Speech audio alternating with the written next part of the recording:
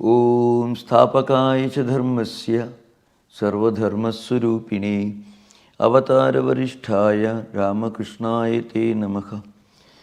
So we have been discussing this very important philosophical system belonging to the Mahayana tradition in Buddhism. And as I mentioned earlier, Nagarjuna is the greatest name in the Madhyamika tradition. And I refer to another very important work apart from Madhyamika Shastram. It's called Madhyamika Karika or Mula Madhyama Shastram. There is another well-known book the Nagarjuna wrote, Vigraha Vyavartani. He wrote quite a good number of books, but the most important ones from a dialectical perspective was Madhyamika Karika, and then that is Madhyama Shastram, and Vigraha Vyavartani means a book, something that removes, dispels all doubts, all wrong perceptions. So if you look at that book, you can see a clear picture of the force of Nagarjuna's argument. And you also get a clear picture of what he must have meant by this term, Shunya. So in the Vigraha Vyavartani, well-known, very celebrated, oft-quoted verse is the 29th one, which addresses a very important problem. Before that, Nagarjuna quotes one verse, Vyavaharam anasitya paramarthona deshide paramartham anasitya nirvanam nadhigamyati.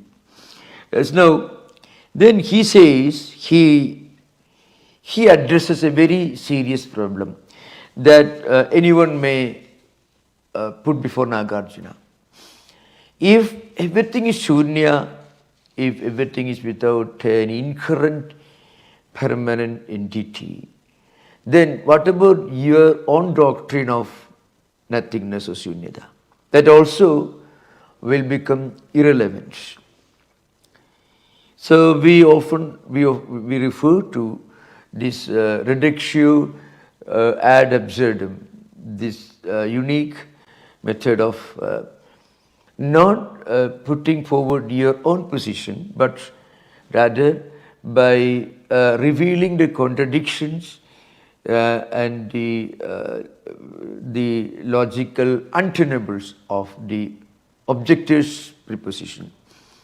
You don't try to establish anything like your own position, but you appear to agree with the opposite view, and then you threadbare analyze the views of the objector, and then you reveal the inherent indefensible contradictions between their own system. So the opposite view collapses and you don't have to do anything. Your view automatically becomes the only possible alternative. So this is called the Prasangika method, where Nagarjuna doesn't put forward his own view. He just analyzes threadbare the inherent contradictions within the opposite view, and then automatically his view gets self-established. This is Prasangika method. As I mentioned, the reductio ad absurdum. The absurdities, I mean the contradictions. How absurd is the opposite view? The absurdities are revealed.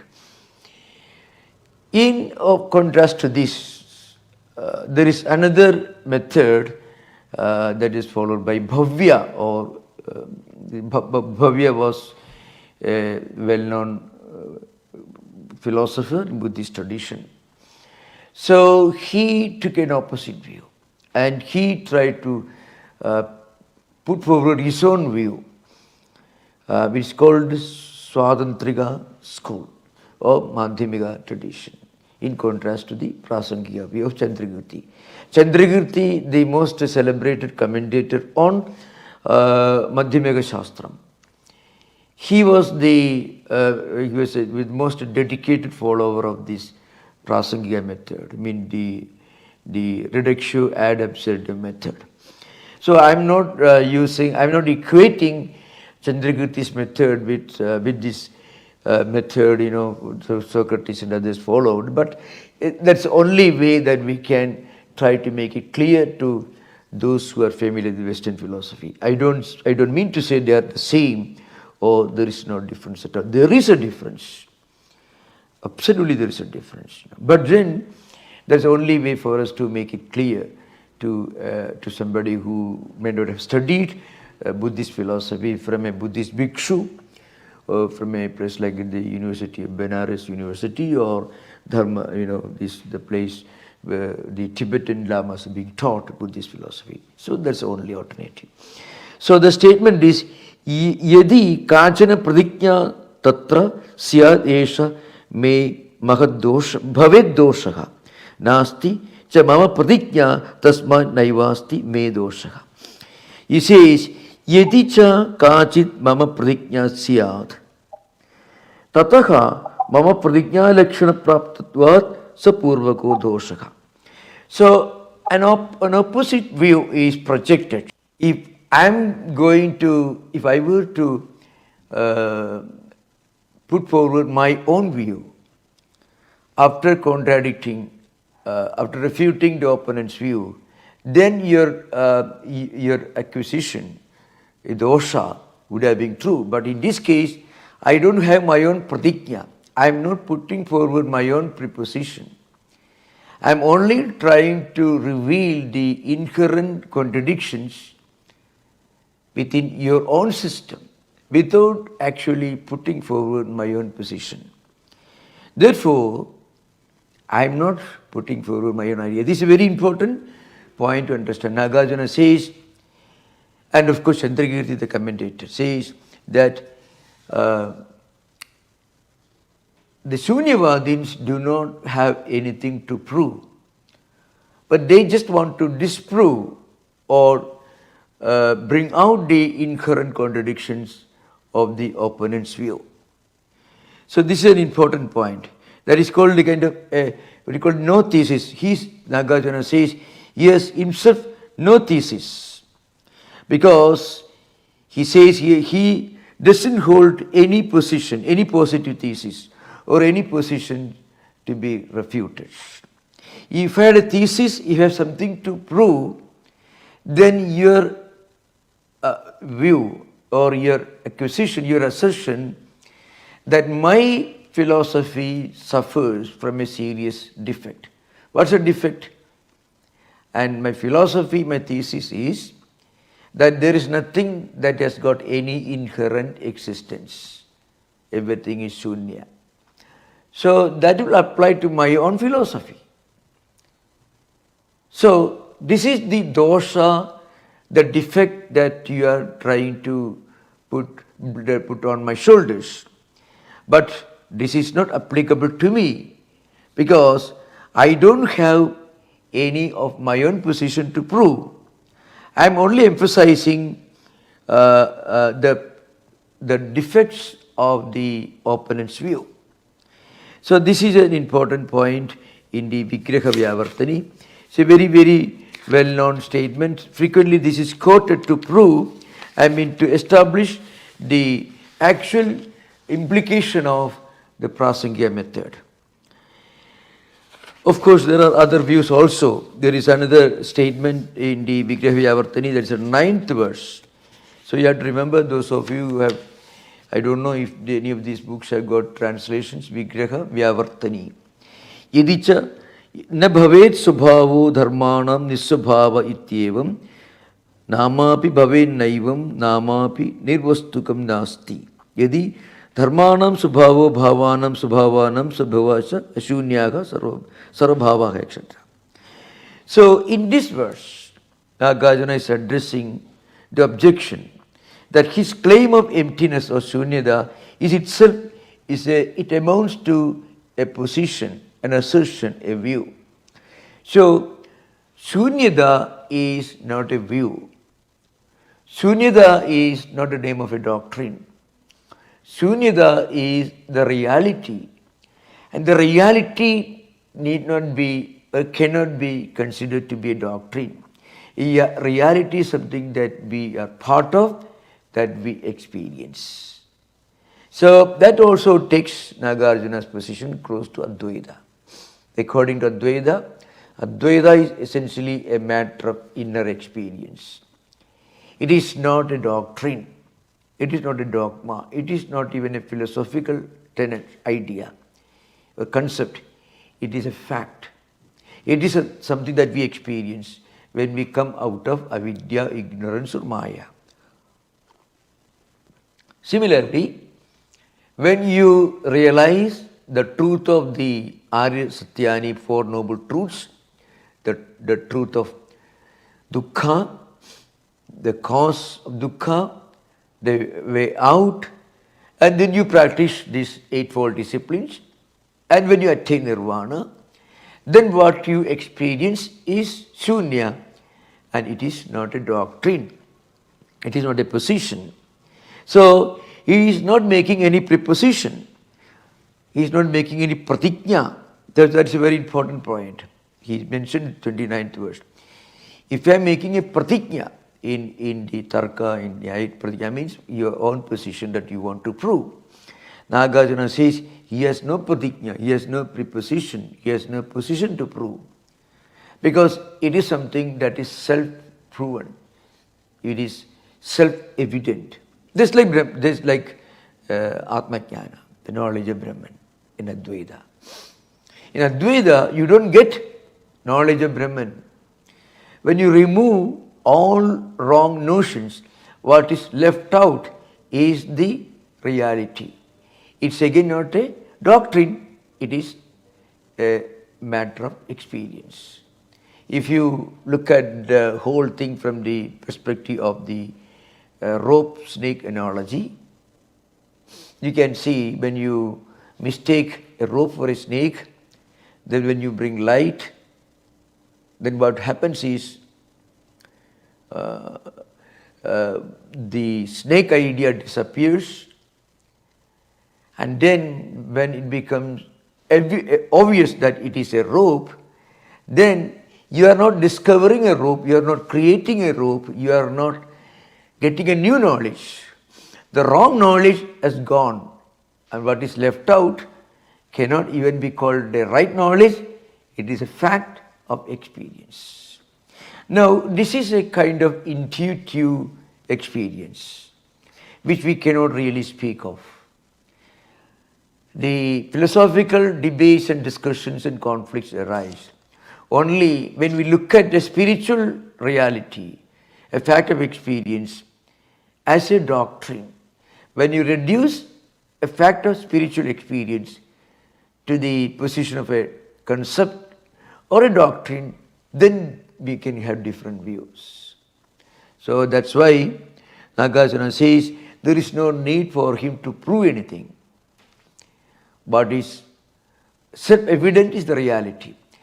I can give an example in this context, perhaps I think in Carl Jung's concept of intuitive, introspective experience and what do you call intuitive extrovert skills, for example. If you are an extrovert, you can also have a lot of intuitive powers. If you are a football player, if you are a musician, if you are an expert in any area of empirical knowledge, empirical skills, when you develop a skill, a natural trans-empirical power or skill, it goes beyond the average. So there you get an intuition. You can find maybe some gamblers, people who even in the most unspiritual, non-spiritual areas like great military generals like Hannibal. Hannibal is supposed to be the greatest military mind the world has produced. Second Punic War. He was the Carthaginian general and did not have a well-equipped army or well-trained army. He crossed the Alps on the elephant's back and defeat the Romans 4 times. Romans had the best military machine in the 3rd century BC, in the time of Second Punic War. And finally, the great Roman general is called maybe Africanus, Zippo Africanus, who defeated Hannibal, managed to defeat him by always running away from him. So he did not give Hannibal an opportunity to fight him. If he fought, then he would have been crushed. So what he did, he just kept running away from Hannibal. Hannibal had a small army far away from Carthage, no supplies, no logistics, no supply routes. So finally, Zippo Africanus could defeat him because his own people rebelled against Hannibal. So how this man managed to defeat the great Roman military machine, which numerically was far superior to his own rambled, indisciplined recruits. He got all the wild tribes from Spain, other places. Somehow he managed to create a small ramshackle army which managed to defeat and crushed the Romans in 4 important battles: Battle of Translation, Cannae, Lake Transylvania, and so on, but I don't want to go into those details. So this man had a great genius, an intuitive power to defeat the greatest military machine of those times with his own ramshackle, indisciplined army. So you can see a kind of intuitive power at the most extrovert level, you can see. Now the same power in the introvert level, when you journey into your own mind, when you when you try to find out the truth of existence, of human existence, human life, then you realize something and you really cannot explain what you realize. We can see that maybe the most visible example that everyone has seen, Ramana Maharshi sitting in loin clothes somewhere looking at something. Now, what he is looking at, we don't know. He is looking at something which he cannot really explain, but can only experience. So, this is what Shunya is. That's why Nagarjuna is trying to make it very clear that Shunya is something which is a kind of inner intuitive experience which cannot be explained. But if he told you that, well, it cannot be explained, you may think because he perhaps cannot explain it because he has no ability to explain it. So he uses all possible techniques known to human language during his time to explain to you that the truth of Shunya cannot be explained. He's explaining to you, making clear to you by words the fact that Shunya cannot be explained in words. That's a higher intuition. So this is as true of Shunya as of Brahmajnana. So I was trying to give a brief description of some of the verses from Vigraha Vyavartani. Okay, we may deal with that text much later. It is not as important as Madhyamika Karika, but it is in a way very important because it brings out Nagarjuna's unique dialectical methods. And also, which later Chandrakirti explained through his Prasangika method, means by the method of not establishing your own position and making it clear to you often you have nothing to prove, because what you are asserting is a fact of your experience. You don't prove that you have got a head and 2 eyes. You don't prove that. It's so evident. So there is no position. It's not a position that you have a head or you have 2 eyes.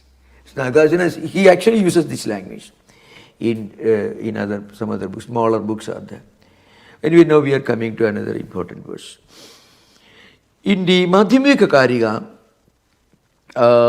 there are certain important verses which I want to explain with the help of Chandragirti's commentary, Prasannapada, and after that we will conclude this discussion and we will take up the Yogacara system of Asanga, Vasubandhu and others, Langavadara Sutras and others. So right now we are going to take up a few important verses from the Mula Madhyama Shastra, Mula Madhyamika Karika. I already explained earlier, the first one is, the Mangala Sloka called the verses of dedication. Anirodham, Manutpadam, Manuchedam, Mashashudam, Anegartham, Ananartham, Anagamam, Manirgamam, Yapaditi Samutpadam, Prapanjopashamam Shivam, Deshya Masa Sambuddha Tam Vande Padadam Varam. This is one important verse which he already explained. Just a minute. I will try to remove some of the books that I don't know where I kept the books, Okay, we come to subject now. Okay, now in this verse, he says, these are 8 prepositions are made, like Chaduskoti. That is, this truth is something that never comes into existence. It is, it doesn't arise, it doesn't disappear, and again, it doesn't cease to exist. It is not permanent. Again, it is not manifold. It is not one. It doesn't come, it doesn't go. Yapraditi samutpadam prapancha upashamam shivam. When you realize this, what happens? Prapancha upashamam shivam. In the Mandukya Upanishad, prapancha upashamam shantam shivam chaturtham advayam chaturtham manyante, etc. The word advaya, which is used in Advaita tradition, is also used by Nagarjuna elsewhere. So when you realize this, what happens is, this world that we now believe to be a real thing, that world is now perceived to be something that is unreal. Again, it is not a category called unreal. That is an important point. Nagarjuna makes it clear. Shunya is not a category. Shunya is a matter of experience. Shunya is something that you experience to be a fact. When you realize this Praditya Samutpada. Because Praditya Samutpada is the 12-link chain which is responsible for our clinging to life, past, present and future, birth, life, death and rebirth, and also the whole empirical phenomena. They are unreal. When you realize this, what you feel, what you experience is Shunya. And that is Nirvana according to Madhyamikas.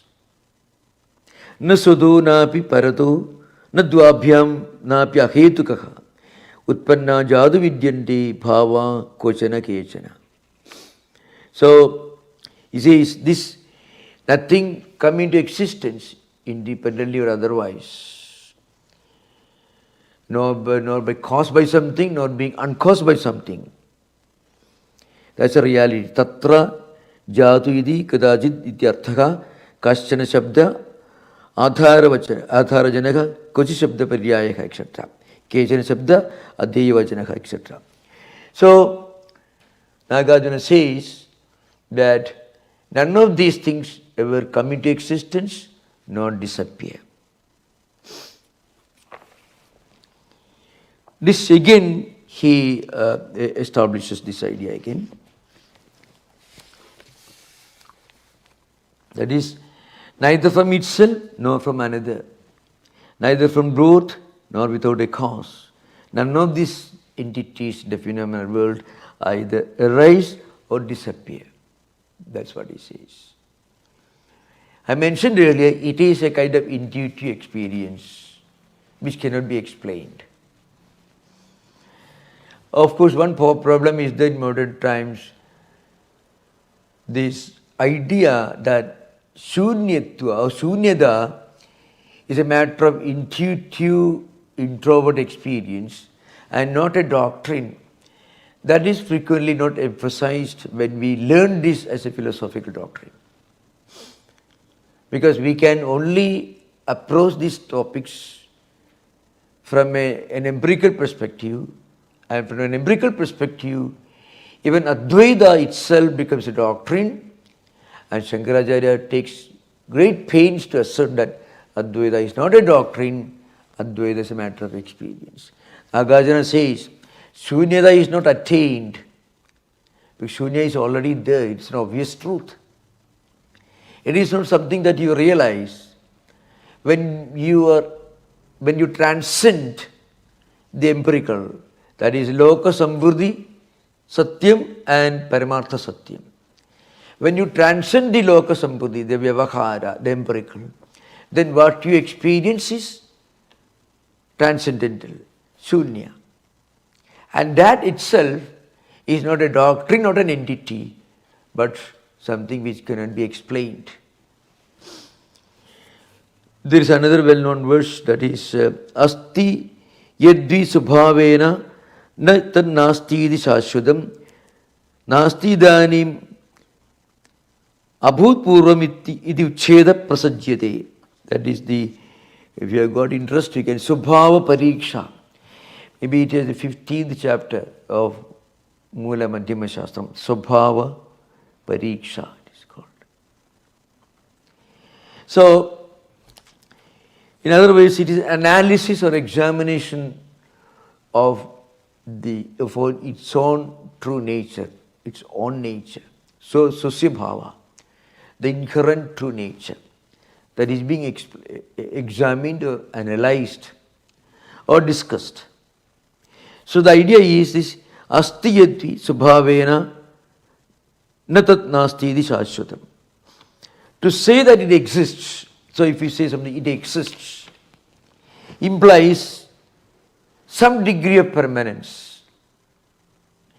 See, according to Madhyamikas, the Shunyavadins,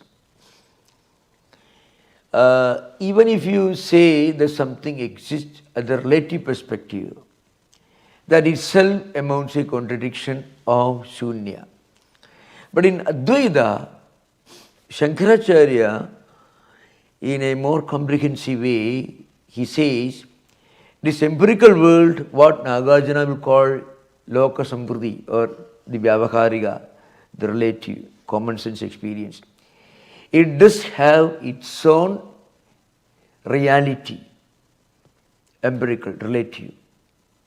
We cannot deny it because we experience it. We are part of it. These mountains and valleys, rivers, and our own body, mind complex, all this part of Paditya Samutpada, according to Shunyavadins, they have no real existence.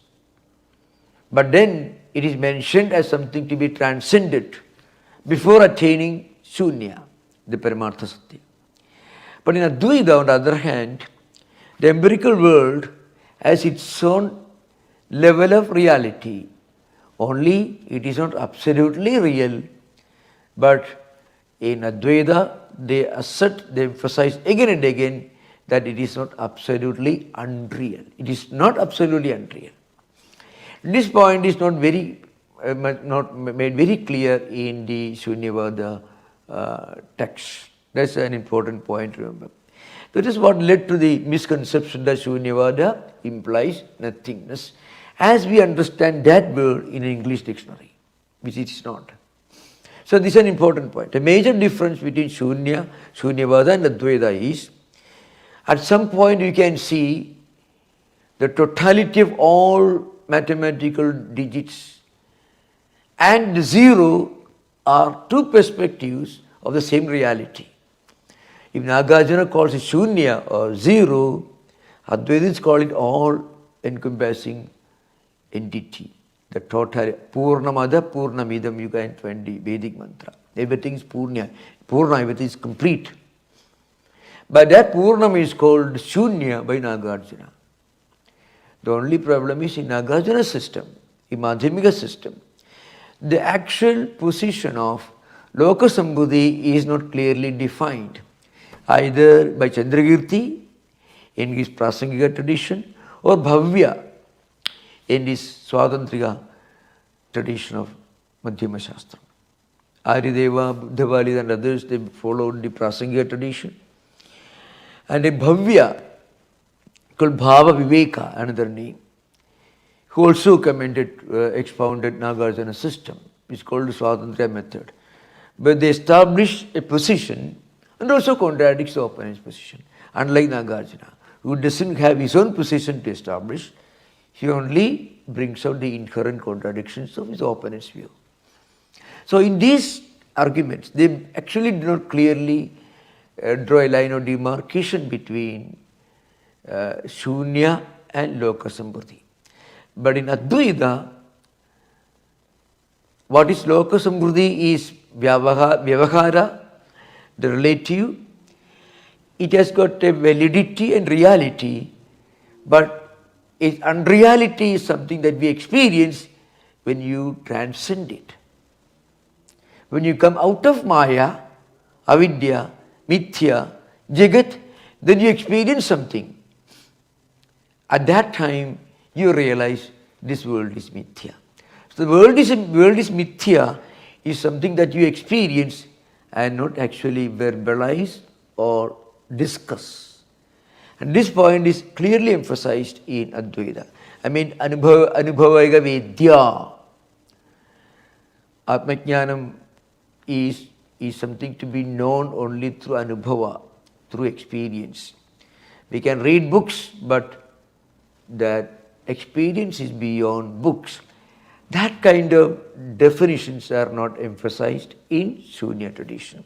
For example, in Advaita, it's clearly said, Pancha Shabda Pravritti Nishedha. It's clearly stated that Brahman is something, the transcendental reality, it cannot be explained in terms of 5 possible verbalizations. Either Jadi, Guna, Drivya, Sambandha or Karma. You can explain something in terms of the genetic, the generic category it belongs to, or something, some action related to it, or some properties or qualities, or maybe some kind of categorization. But Brahman cannot be categorized like that. This is implied in Shunya, in Nagarjuna's books, but not clearly emphasized. So that's an important point. That's why it says, Astidhi Shashvadagraho, Nastidhi Cheda Darshanam. Tasmat Astitva Nastitve Nasiyeda Vichakshanaha. To say that something exists implies some kind of understanding of a permanent entity. That is, Astidhi Shashvadagraha. Shashvada means permanent. Graha means grasping, comprehending, catching. So you cannot say Asti. If you say Asti, it exists, it is, it can imply something that really existing all the time, which is opposite of Shunyavada. Then, Nasti the Ucheda Darshanam. If you say it does not exist, then also it implies a kind of nihilism, negativism. That also becomes a doctrine. If you deny something, indirectly you are implying its existence, remember. That's an important thing. Suppose you say, I don't have a car. On the one hand, you are saying that you don't have a car. But you are also implying there is a possibility that one day you may have a car, or somebody can have a car. That's the point. So even if you negate something, that negation itself becomes a category. Negation itself implies a possibility, the possible existence of something which you are negating. Negation is negation of something within that time framework, not beyond that. That's why Nagarjuna says, Nasti the Ucheda Darshanam. If you say it does not exist, then also it implies total negation. That also indirectly implies that it is possible for such a thing to exist somewhere, not right now. Therefore he says, Tasmat astitva nastitve nasriyeda vichakshanaga. Therefore, the philosopher, the wise person, he does not rely upon either nasti or asti, either non-existence or existence. So you cannot say anything. That's why Nagarjuna says, he depends on this doctrine of reductio ad absurdum. He doesn't have his own position to put forward, only he wants to bring out the inherent contradictions of the opponent's view. For those of you who are interested, taking just a few verses, this is from Subhava Pariksha. And then of course there is another, which is a very famous verse is there, that is from Bandha Moksha Pariksha. Means a detailed discussion, analysis or examination of bondage and liberation. That's very similar to the standard views of pre-Shankarite Advaitis like Gaudapada and others, and Yoga Vasishtas and others. So, Nirvana Samaropu na samsara pagashanam yatra kastatra samsaro nirvanam kim vigalpyate. It brings you very close to Advaita actually. What it says is, there is no addition of nirvana and no subtraction of samsara. It means when you practice, when you realize the Four Noble Truths and then you practice these eightfold disciplines, finally after samyak samadhi, you attain nirvana, the eighth discipline. So at that, when you attain nirvana, you are getting liberation. But Nagarjuna says, there is no liberation. Na bandho, na cha sadhaka, na mumukshur, na vai muktaha, ittesha paramartha, the Gaudapada Karika. Na nirodho, na cha utpatti, na bandho, na cha sadhaka, na mumukshur, na vai muktaha, ittesha paramartha. That is pre-Shankarite Advaitic work of Gaudapada's Karika. Here Nagarjuna says there is no distinction, no difference between nirvana, freedom and bondage. There is no distinction between nirvana and samsara. What does it mean? The samsara also is something that really doesn't exist. Earlier, Nagarjuna will tell you that if samsara is real, it cannot go away. If it is unreal, it doesn't really exist. So where does it exist? So long as we have the desire in our mind, we are clinging to the samsara, life, death and rebirth and this cycle, this wheel of existence, birth, life and rebirth. At that moment you think samsara is there. But samsara is not there when you attain nirvana. And then the point is, if there is no samsara, then what about nirvana? If there is no bondage, then what about freedom? If there is no bondage, there can be freedom. So what does it mean? We are inherently free. Freedom is not something that we attained. Bondage is actually unreal. We put ourselves in a position of ignorance, thinking that we are bound, we are in a bondage, so we need freedom. That's again, it's very similar to Advaita. It's something like, again if you take the rope serpent analogy, you bring light, the wrong notion that the rope is a snake, that wrong notion is gone. Now the point is, you don't get anything. Rope was already there. You don't bring rope there. Nor did you drive away the snake. Nothing happened. The rope is an inherent nature. Similarly, the fact that we are the Shunya, everything is Shunya, it is something that need not be established. Only the wrong notions are to be removed. That is very similar to Advaita. Advaita is very important. You don't attain moksha because there is no real bondage. Bondage is something that we created in our own mind due to delusion, moha, our attachment to body-mind complex. It creates this illusion of bondage. But then we realize it is not an illusion, only when we get out of it. We realize it is Maya only when we are out of it, not before that. When we are within Maya, Maya is not Maya, it's a reality. When we come out of Maya, we understand it is Maya. It is something that is illusion. So Nagarjuna says all these terms are failed attempts to explain that is beyond explanation. It all comes to Advaita. So again, don't ever imagine that this is oversimplification of Vedanta and Buddhism. Not at all. So there are two important perspectives in philosophical systems. The system of the mystics, the system of those who experience, and the systems of the university classroom.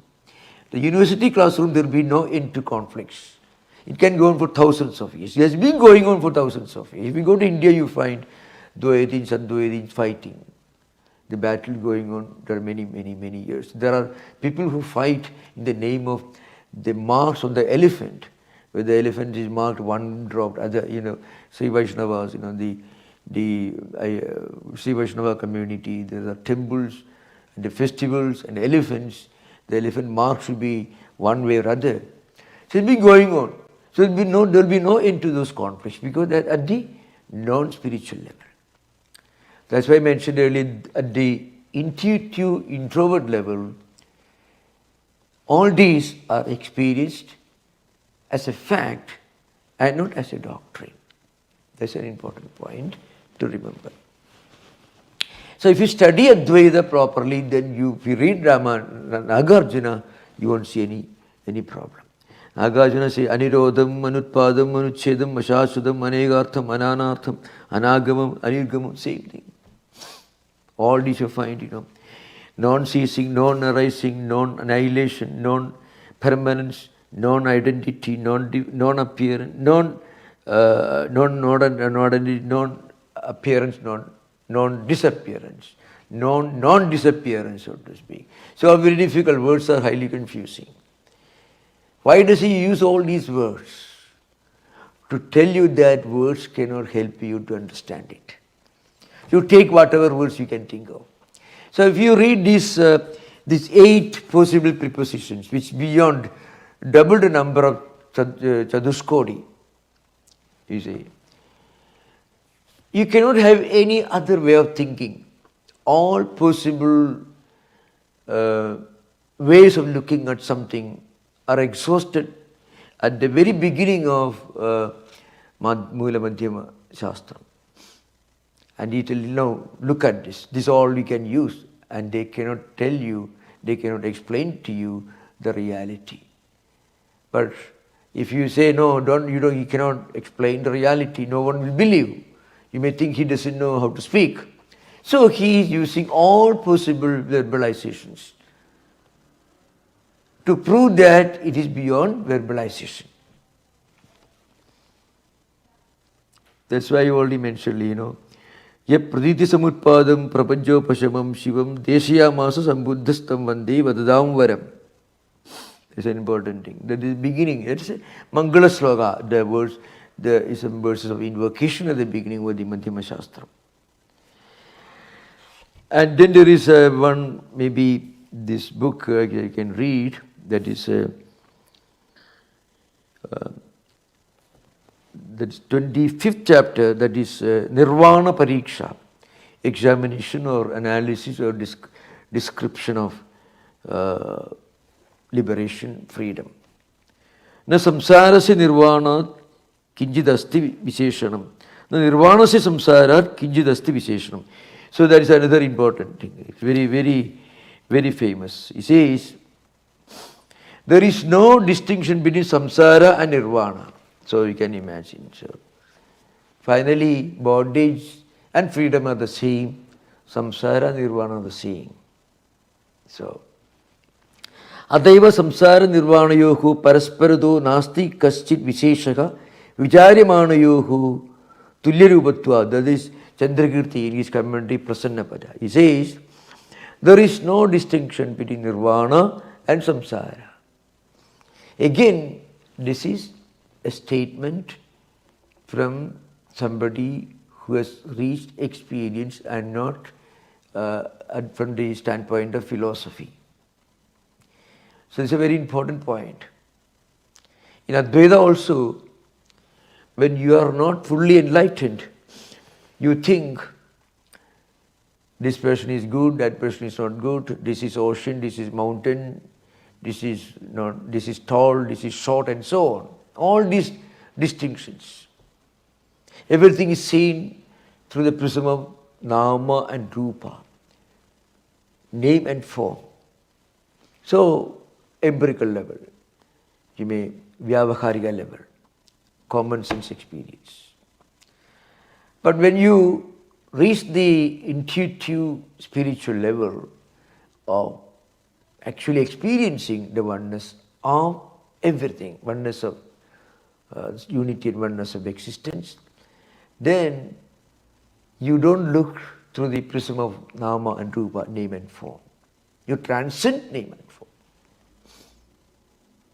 At that time, you don't see anything. Again, you don't look at it, it is an inner experience. Again, it's called the highest intuitive inner experience, which cannot be explained, which can only be experienced.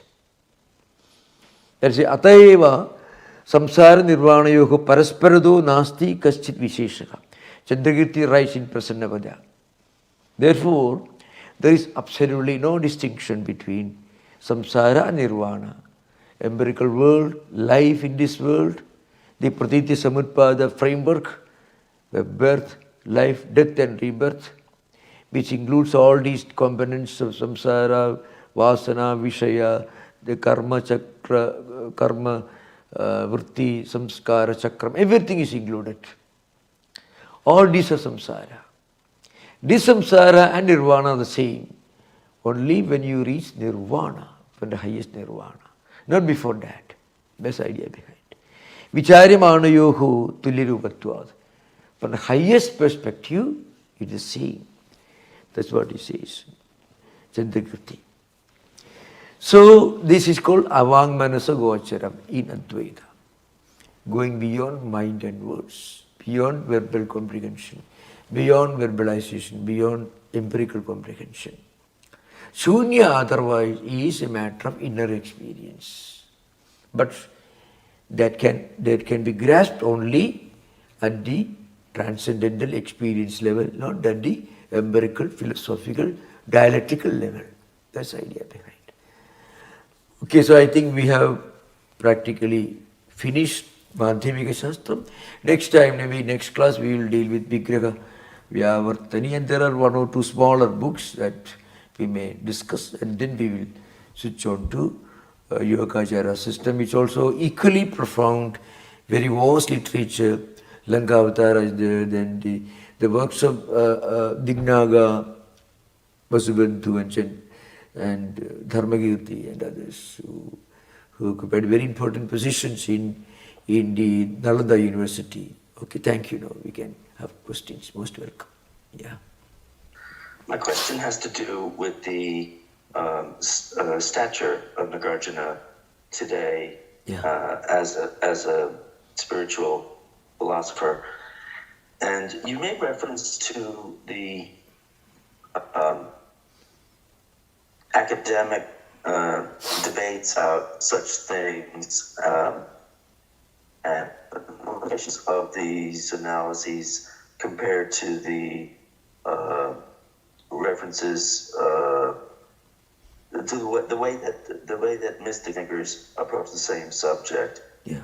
And I imagine that the academicians have a different incentive system as they approach the subject, which might explain why they differentiate in ways that don't necessarily capture the mystic elements. Do you think that has affected the stature of Nagarjuna in any substantial way? Yeah, I will tell you, you will be surprised. In the Advaitic circles, among the philosophers, not Shankaracharya, but Shankaracharya lived in 8th century. It doesn't directly refer to Nagarjuna, but Nagarjuna philosophy is referred to. Frequently is called Mahavainashika, Literally means the one who destroys everything. And that's because Nagarjuna's philosophy was presented like that by the dialecticians of his time. And he had on innumerable occasions arguments with the Buddhist philosophers, including Yogacara and Shunyavada philosophers.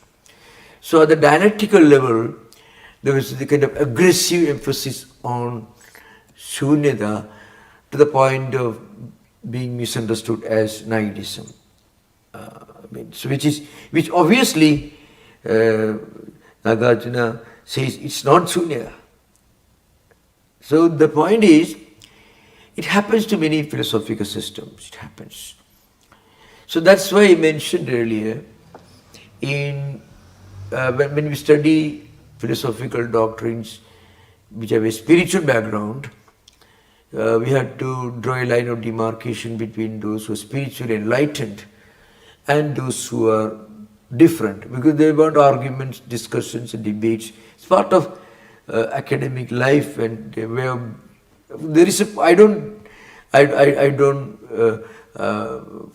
say that they are totally without any relevance or importance. They do have their relevance, because vigorous discussion of philosophical ideas is certainly a very good thing in modern world. They do have their own importance and relevance. But also keep in mind that there is something beyond that, beyond the classrooms or the platforms where we discuss conflicting ideas or different schools of philosophy. There's something that goes beyond that.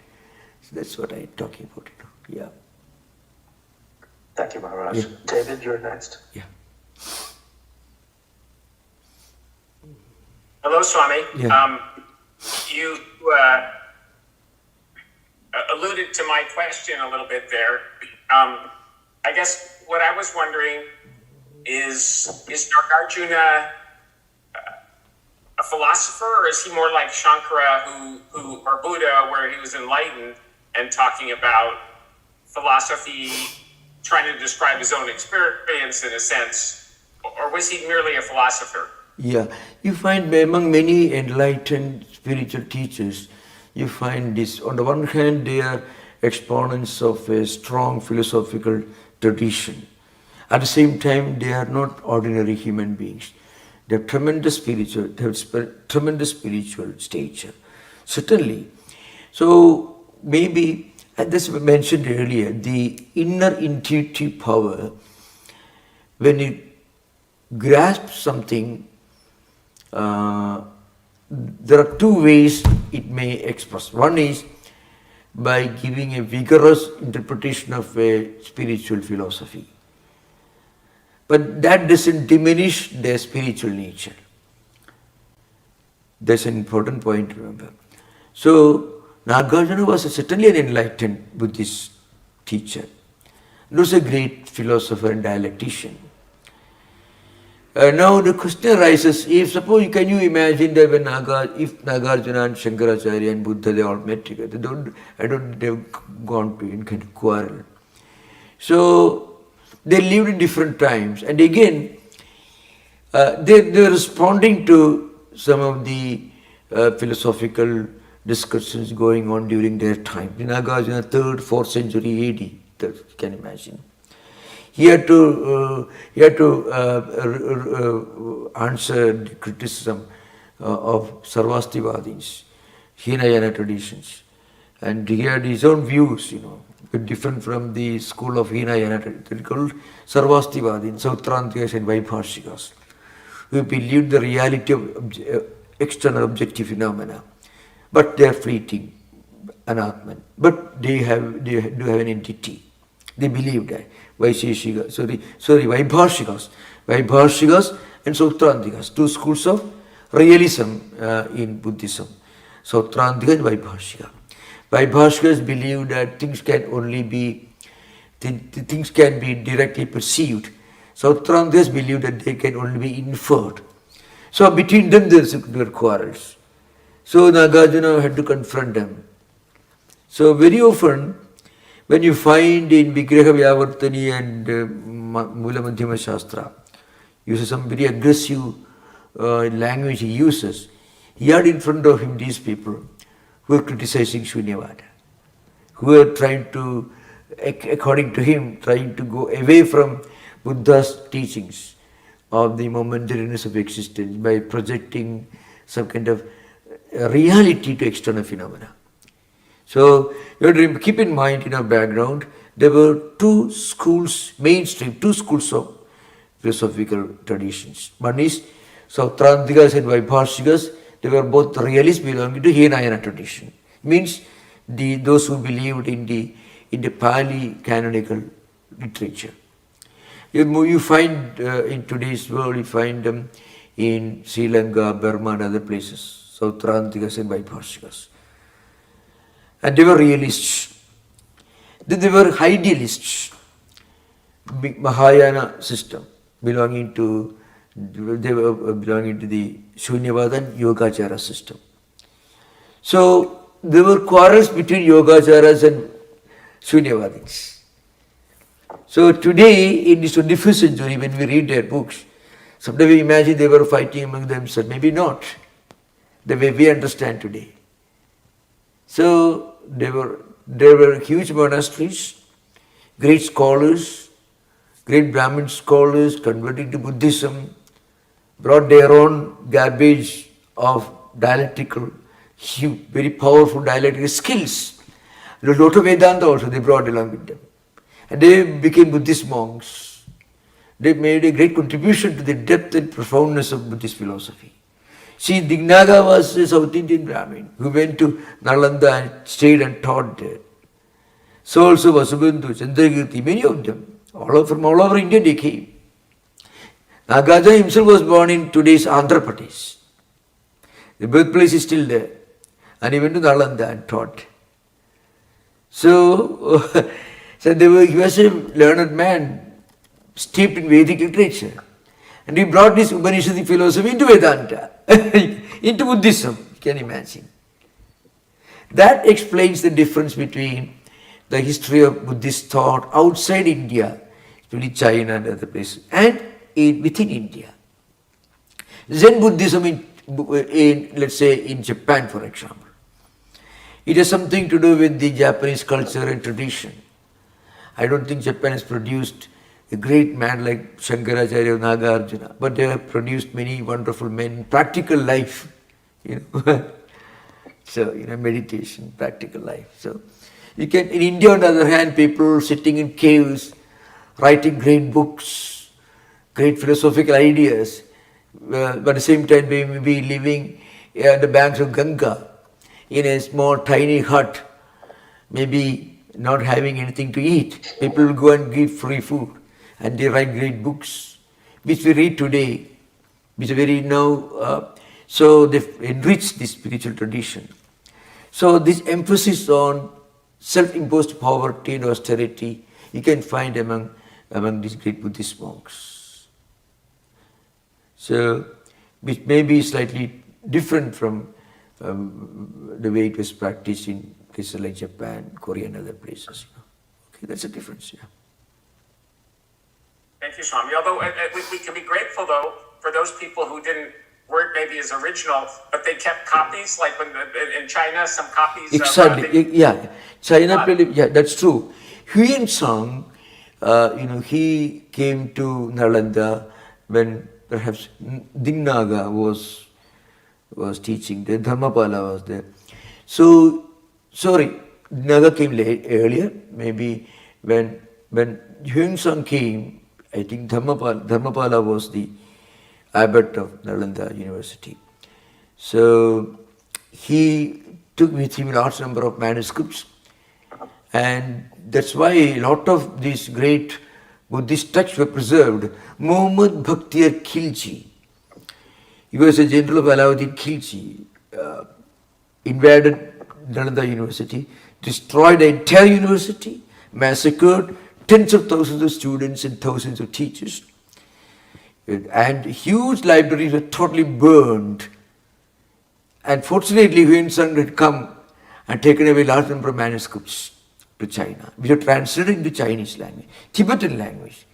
So if I find many of these manuscripts are preserved in Tibetan and Chinese. Later they brought back to Sanskrit. I made this movement, Bhakti Akilji again moved to Bengal, and there's a beginning of the Islamic rule in Bengal in 13th century. So terrible stories are there. And these Buddhist monks, look at their history. They were so great, so scholarly, so learned. They made great contribution to Ayurveda and Sanskrit grammar. Rupavadara was written, one way of studying the Shabdas and Dhatus, the early stage of learning Sanskrit grammar. Their creation, they wrote magnificent books on Ayurveda and grammar. Outstanding people. They didn't do harm to an insect. They wrote great books, they taught great books, and they lived great lives, and everything practically disappeared. Again, you can see what happened in Alexandria, the same thing. So this same story goes everywhere. So it was a great, glorious period of intellectual activity in India at that time. Yeah. Thank you. Thank you. My question is on this. You said again, this verse that is connected with money too much. That is like Prapancho Pachama. Yeah. Shiva. Yeah. The first commented that Nagarjuna says that. Yeah. Is that a direct reference to Mahavira? When he said, you would assume that he is specifically invoking Mahavira. Yeah, exactly. Yeah. Good inspiration. Yeah, Mandukya Upanishad, 7th mantra Mandukya Upanishad. Prapanchopashamam Shantam Shivam Advaitam Chaturtham Manyande Sa Atma Sa Vijñeha. So in the Mandukya mantra you find the Prapanchopashamam is there, Shivam is there. Shiva means auspicious. So here Nagarjuna is saluting Buddha, the enlightened one, the great teacher, the supreme teacher, who taught this Praditya Samutpada, dependent origination, which tells you that everything in this world is conditioned. Nothing has any inherent eternal existence. So the one who taught this great truth, and also the truth of the peaceful cessation of the worldly sensations, the conceptual proliferation. And to him I pay my tributes. I salute the great Buddha. There's a literal meaning. So you can very well say that Nagarjuna must have taken this idea, Prapanchopashamam. It is directly from Mandukya Upanishad 7th mantra. Shivam also. There are other places where Nagarjuna uses the word, the Shunya is Advaita. Advayam, the word is used by Nagarjuna. So how can you use the word Advayam to qualify something which is understood as nothingness? No.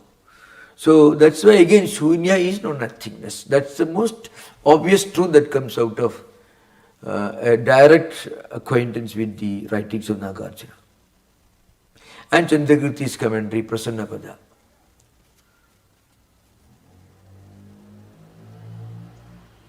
Of course, on this point, both the Swatantrikas, Bhavya, and Prasangikas of Chandrakirti, two different schools of interpreting Mula Madhyama Shastra. They agree with regard to the fact that Shunya obviously is not what we understand by the English word nothingness or emptiness. That's what it is. Okay. So I'm just trying to get some clarification. Is it true that both the Shunyavadas and the Advaitins, that in the world which we live in, before we transcend to that experience, they both see that world as impermanent. Is that correct? Yeah. Okay, so my question is like Nietzsche or a nihilist. Do they see? I haven't studied Nietzsche very in depth, but is their claim of nihilism just that everything's temporary? They just see the world as temporary? You said Nietzsche, but you said Nihilism. oh, like nice, yeah. Nietzsche, yeah, okay. Yeah. Is it just because they see the world like he sees everything's temporary and not permanent, so everything's like I think Western philosophers, there are many Western philosophers who come very close to Indian philosophical systems, especially Shunyavada or Buddhism and so on, that's true. So very often there are many unanswered questions when you read their books. That's because in Western philosophy, some of these this vocabulary doesn't exist. That's an important thing. You see, somebody like Kant may talk about thing in itself, or some Western, Eckhart can talk about some supreme Godhead beyond the Trinity, beyond what we normally call anthropological conception of God, So they are indicating something, but there is this problem. They don't have the vocabulary to clearly categorize these ideas. That creates problems. That's an important point. So, if you understand this, and then you read their books, they are coming very close to, or to some extent, close to Buddhist philosophy. This world that we find itself, as such, it is not real in the sense that we normally consider as real. Something. When you see a tree in front of you, you don't say, if somebody tells you it is unreal, from a very empirical point of view, it is totally crazy. But then, if you think little, from a distance you pause for a minute and think, there's a great truth in that. Now, how to explain this? For that you need a vocabulary. That vocabulary can exist only if there's a lineage in one specific tradition. So, let's say for example from Meister Eckhart, 13th century AD to our own times. Eckhart could not start a lineage where he taught his ideas, which again were further developed and interpreted by a number of philosophers like him. It didn't happen. So there are scattered ideas where directly or indirectly they are knocking at the doors of different schools of Indian philosophy, including Buddhism. But if you say it is like this, many academics won't agree. That's a problem. So if you read Western philosophers, you find many of them under the influence of Buddhism, Shunyavada, Yogacara system, talking about consciousness. They get all this from Yogacara system. But again, they are trying to create their own parallel, alternate world of ideas, which become very confusing. Maybe very charming for a platform to talk about. I think one great exception in 20th century was Carl Jung, who was a thinker and also a psychologist. Yeah, his idea of consciousness, for example. He seems to grasp the essence of consciousness, Yogacara, the Yogacara concept of consciousness. Today, a lot of discussions going on consciousness are somehow linked to the Yogacara system, Vijnanavada.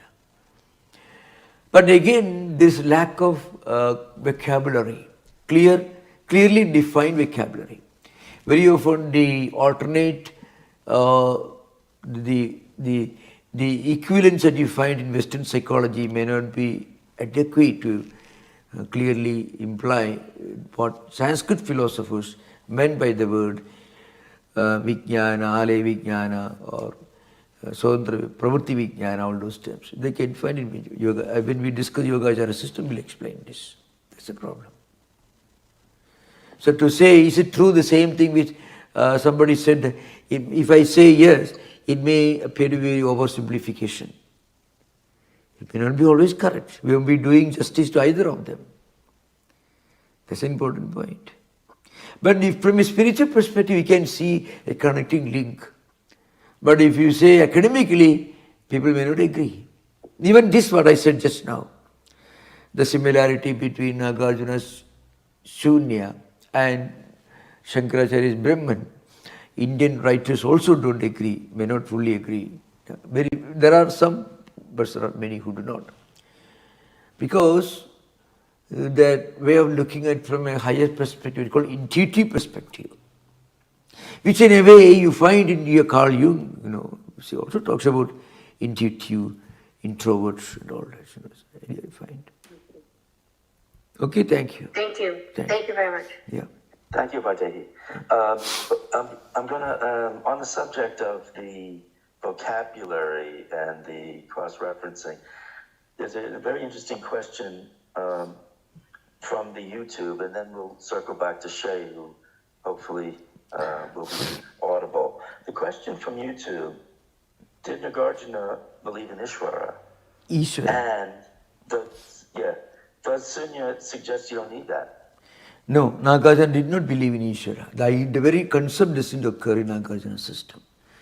It is as the God as we understand among the theistic philosophers, or devotional schools of philosophers, or even what you call one school of yoga system, which accepts some kind of Ishvara idea. It never occurs in Nagarjuna's system. Absolutely no. But then you find, if you read books on Tibetan Buddhism, Mahayana, different schools of Mahayana Buddhism, you find so many deities, so many anthropomorphic ideas, concepts of God, gods and goddesses, both you find in Buddhism. So where do they come from? I think they must have come from different tantric schools which are maybe influenced by Buddhism. I can't even imagine a Buddha talking about Mula Manjusri and all you don't find. You can see Manjusri Sankalpa, divine feminine archetype, and different gods and goddesses. Some of them are not very pleasant looking even. You don't want to go anywhere near them if you look at the pictures. So all these ideas developed later on. We don't know how they developed in Tibet and other places. Maybe due to different schools of Tantra which influence Buddhism. You read, if you want to know Buddha, you read Dhammapada. Very straight cut book, very simple book in Pali, and very similar to Gita. All about some higher values. That's what Buddha was talking about. So then Buddhism is full of different deities, gods and goddesses. I don't say mean some superhuman entities, both feminine and masculine. Yeah. Perfect. Yeah. Good. Thank you. I'm sorry for before. So my second question about Mandukya Upanishad and the comparison with Nagarjuna is when I read Mandukya Upanishad, right, there is a sense of maybe rejecting a type of unreality, but also that there is an entity to be known. Atma is to be known. Like there's this refrain, Ya evam Veda, in some of the verses. So there is something to be known. And you said at the beginning that Nagarjuna, he tried to say, I'm only disproving other philosophies. I'm not even affirming a philosophy of my own. Yeah. So is this maybe a point, there's so many similarities with the Advaita, but maybe this is a place of dissimilarity, that there is an entity to be known in Vedanta. Yeah. And even though that's a philosophical difference, it's on a philosophical level, but maybe that is a difference. Yeah. So, the seventh mantra, Sa Atma Sa Vijñeyeha, in the seventh mantra. So, Shantam Shivam Chaturtham Manyinde Sa Atma Sabhijneka. So that Atman is to be known. Now, Nagarjuna also talks about the need for effort for nirvana and so on. But then, if Nagarjuna had ever said that there is something to be known, the supreme reality, something to be known, that will be opposite to, that will be dialectically contradictory to the basic tenets of Buddhism. So Buddhism doesn't accept any permanent entity as such. Okay, so Nagarjuna doesn't say that. But that, I mentioned Nagarjuna was a highly educated Sanskritist, familiar with the Upanishad, Vedanta, Vedic literature. So, and a great saint. So naturally, in his writings you can find the influence of a person who has studied Vedanta and not Vedanta philosophy, I said, because Vedanta philosophy as we know today existed only thanks to Shankaracharya. He was the one who could develop everything to a compact system of philosophy. But Vedas included Upanishads also. And Upanishads contain a lot of ideas, one supreme reality. So Nagarjuna took that, but then he called it zero. Complete, all encompassing, 1 0. That's the thing. As I mentioned, if you can think of the biggest and largest possible arithmetic figure, which again infinity, there is no end to that, the infinity also is 0. From one angle you call it 0, from another angle you call it infinity. But Advaita is called infinity. Infinite is one of the terms used in Advaita. Nagarjuna called Shunya. And he also used the word Shunya is Paramartha Satta, supreme reality, he says. Shunya is Paramartha Satta. So, Dve Satye Samupasitya Buddhanam Dharmadeshana Loka Sambuddhi Satyam Cha Paramarthadaha. He says Buddha's teachings are twofold. Two categories of truth. One is Loka Sambuddhi, the empirical, the conventional truth of our normal empirical experience. Loka Sambuddhi. It's called Vyavaharika in Advaita. And Paramartha, supreme. And that supreme truth is Shunya. So do you think that Shunya is different from Brahman? No. I think the problem is only with the translation of the word Shunya. And that problem began long ago, maybe very soon after Nagarjuna's passing away.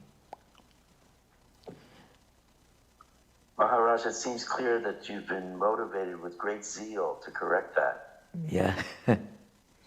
Yeah, I think that's very important. No, otherwise, you can ask one question. Buddha walked 1300 miles from Lumbini in Nepal to Bodh Gaya and sat there under a tree with a strong resolution to get enlightenment. He got enlightened, went to Saranath and started his sermons. He wanted to teach everything is Shunya, everything is zero, everything is nothing. Do you think that is what he had to teach? But he, in the Lalita Vistara, in the conventional Buddhist biographies, Buddha is depicted as embodiment of enlightenment. So do you think when you realize everything is Shunya, you get enlightened? So what Nagarjuna calls Shunya is nothing but Buddha's enlightenment. And that enlightenment can be called emptiness. Okay? So thank you for these wonderful discussions. Thank you so much. Om Shanti Shanti Shanti Harihi Om Tat Sat Sri Ramakrishna Arpanamastu.